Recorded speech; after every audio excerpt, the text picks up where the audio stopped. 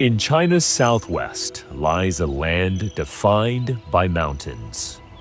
Over 90% of Guizhou province's land area is covered by mountains and hills.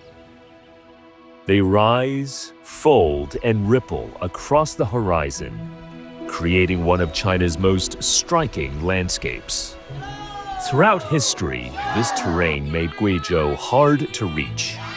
Trade was slow, travel difficult, and economic opportunities were limited. But today's Guizhou is super connected. New highways, rail lines, and bridges crisscross through the province. That's what the eye can see. But in ways that aren't immediately visible, something else is powering the province, and increasingly, China's digital future. Imagine a place once isolated by mountains, but now powering the computational needs of megacities with tens of millions of people. That's Guizhou province, where we are at right now. Once considered one of the poorest regions in the country, Guizhou has now become one of 8 national computing hubs. That means the province has strong supercomputing capabilities. Guizhou's rise didn't happen overnight.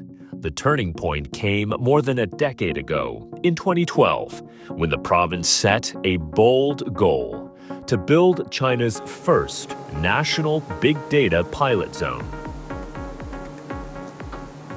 It may not look like much, just rows of blinkering and humming servers, but what's happening in places like these is transforming China's digital future.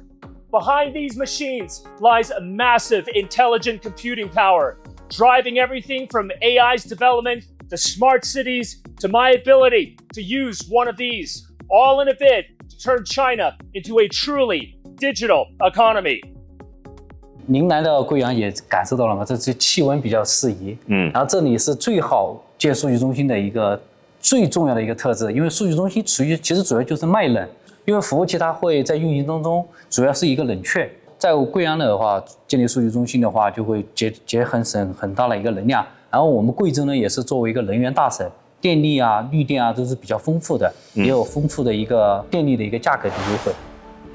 Cooling can account for more than 40% of a data center's energy use. Guizhou's natural climate reduces that cost significantly. But climate alone doesn't explain its rise.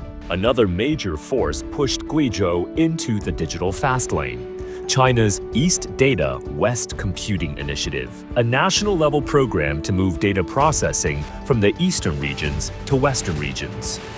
东部西算就相当于东部呢有很多一些算力的一个任务去计算，然后它当地呢又没有匹配那么多的算力资源，然后就把这个算力任务呢通过数据的传输到我们西部的，像比方说贵阳的我们数据中心，把这个任务进行一个完成后，再传输到东部去。因为东部的建设数据中心的成本比较高，我们贵州作为能源大省，能源也比较便宜，电力啊、土地资源这些就比较丰富。然后贵州呢也没有在地震带上，大家都喜欢把数据都存储在这。This strategy fundamentally reshaped Guizhou's role in China's digital economy. No longer on the periphery, the province has become a key part of the country's computing backbone. 就比方说，我们从贵阳到上海只需要14毫秒。14毫秒，是不是应该比这个还快？对，这你都花了差不多1秒了。This company may look low-key, but it provides the computing power behind hundreds of film productions. 从2020年起到现在，我们已经通过我们超算给它渲染的片子有161部，或者像我们知道的长津湖、水门桥，还有这个哪吒2，还有我们经常看的飞驰人生2等等。但我这个地方就是做影视渲染制作单独的研究，就是我们现在就实现了东数西渲，到我这里来渲，而且渲是通过云渲染给它做服务的，自然我们就找到自己的一条路子。In the past decade, Guizhou has built a full talent ecosystem, from university partnerships to training programs, ensuring people can work locally instead of migrating to big cities.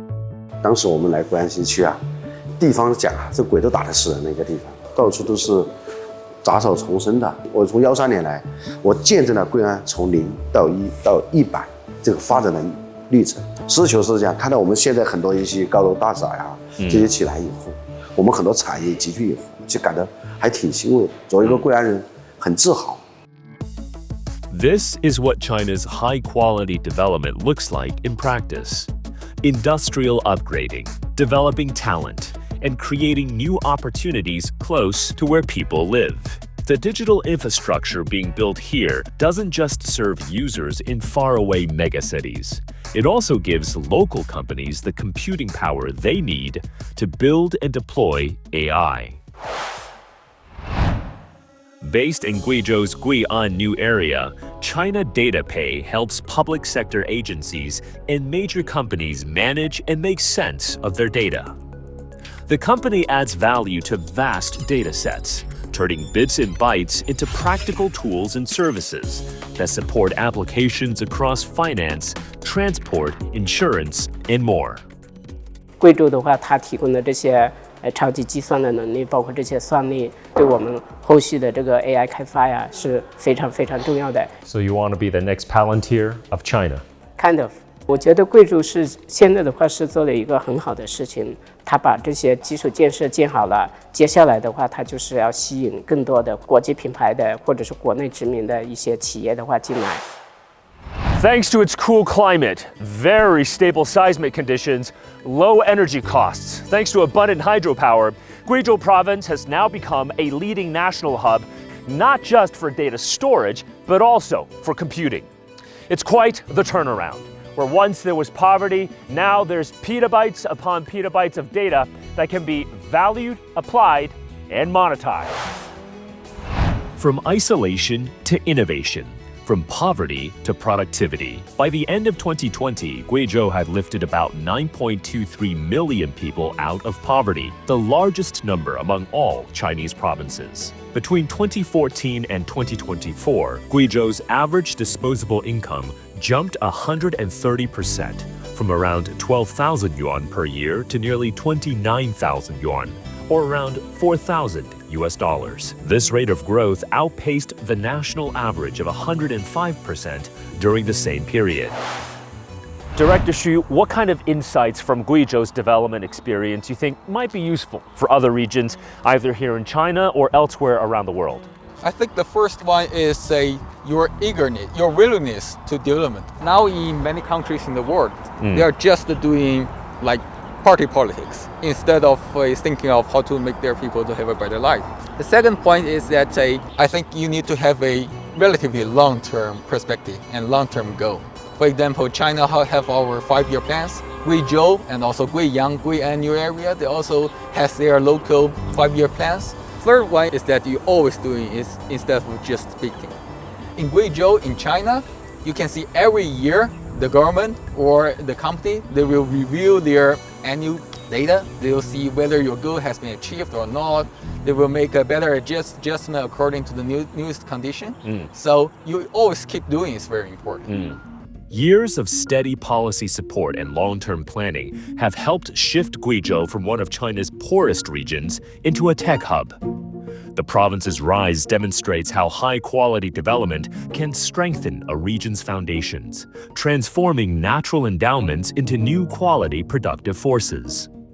The same development logic is now energizing more advanced regions and fueling emerging sectors. One striking example is the rapid growth of the low-altitude economy, especially in China's relatively developed eastern coastal areas. The term refers to industries and services operating in airspace below roughly 1,000 meters. As cities become ever denser and ground traffic more congested worldwide, a new class of flying vehicles is emerging, and many believe these could revolutionize urban mobility. This is an unmanned aircraft. More precisely, an autonomous electric vertical takeoff and landing vehicle, or an eVTOL. Many believe this type of machine will finally replace helicopters, as it features lower cost, zero direct emissions, and is argued to be much safer. The eVTOL is being tested on a small island as one of its future operation spots is on here. The autonomous aircraft is called EH-216-S. EH refers to its parent company's name, EHang, a Chinese eVTOL manufacturer listed on the Nasdaq. The 2 stands for two-seater, and 16 means it has 16 small-scale propellers, enabling it to become almost silent when flying overhead, and more importantly, to be much safer. 如果有一个桨出现故障，然后其他的舵机还能够正常的工作，我们能够保证它就是平稳落地。 The concept of eVTOL can be traced back to early visions of urban air mobility, specifically taking transportation into the skies. It can navigate not only urban areas, but difficult-to-reach destinations like this little island. Air taxi services, emergency transportation, and sightseeing tours. These are the tasks that eVTOL will be able to perform in the near future. 它的飞行高度一般在50米左右，然后速度的话是30公里每小时。目前我们准备就是开始文旅观光的商业化运营，这是我们的第一步。然后后面的话，我们会进行岛内的以及跳岛的一个通勤。 You'd like to take a ride? 体验一下嘛。说实话，平时就是手机上或者就是新闻上看的特别多，说现实生活中还是头一次看见。 In recent years, the eVTOL industry has taken off with advances in battery technology and autonomous systems. And that's exactly where China has natural advantages, as the country's electric vehicle sector has surged in the past few years. At the 2024 Zhuhai Air Show, multiple eVTOL manufacturers showcased their latest models, many of which are Chinese EV makers themselves or use their charging solutions. The industry is now attracting firms that develop avionics systems for the commercial aviation industry. So about 4 years ago, we started thinking about adjacency for aviation. What if we can make that avionics suite smaller, cheaper, lighter, and even better? And sure enough, now Chinese government is really promoting this thing called low altitude economy, and it's perfect fit for our eVTOL market. Industry forecasts suggest China's low-altitude economy could reach 2 trillion yuan, or about $270 billion by 2030. By then, China could have as many as 100,000 eVTOLs in service, operating as air taxis and personal vehicles.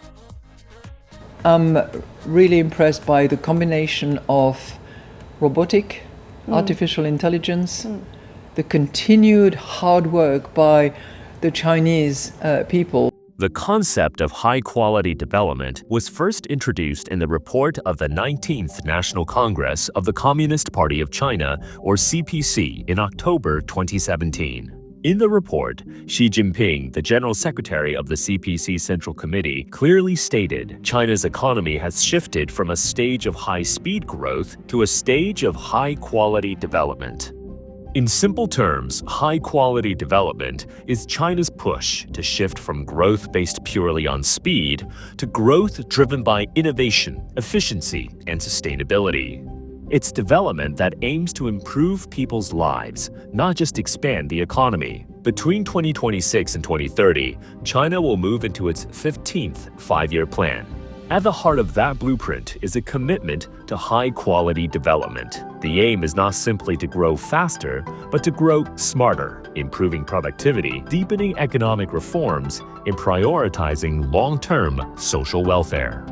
What we've seen, from supercomputing power in the Southwest to low-altitude innovation in coastal cities, reflects a country rethinking how it grows.